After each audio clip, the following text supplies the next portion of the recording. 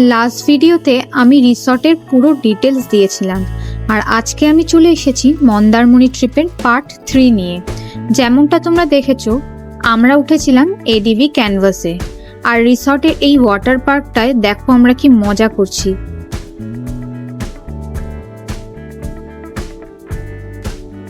প্রায় 1 থেকে 1.5 ঘন্টা পুলে কাটিয়ে আমরা চলে গিয়েছিলাম রুমে, আর এই দিকে সুপর্ণা সবার জন্য চা বানাচ্ছিল।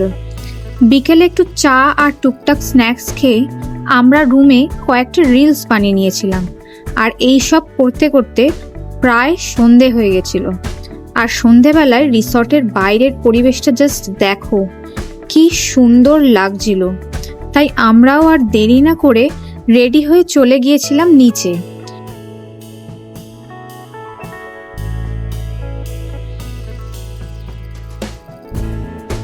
তারপর একটু ঘোরাঘুরি করে আমরা গেছিলাম এদের গেমিং রুমটায়, যেখানে গিয়ে ক্যারাম খেলছিলাম। তাছাড়াও এখানে আরো অনেক ধরনের গেমস ছিল।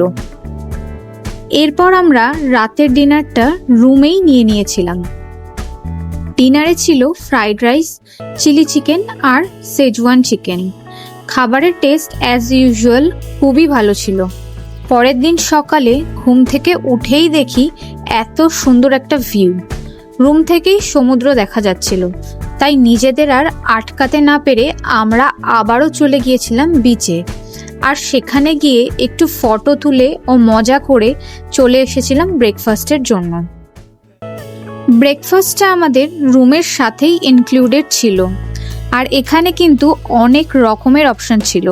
ব্রেড বাটার, লুচি, ঘুগনি, ইডলি, উপমা, দুধ, কর্নফ্লেক্স, আরও অনেক কিছু। তো ব্রেকফাস্টটা সেরে আবারও একবার বিচে গিয়ে সমুদ্রকে বিদায় জানিয়ে আমরা রওনা দিয়েছিলাম বাড়ির উদ্দেশ্যে।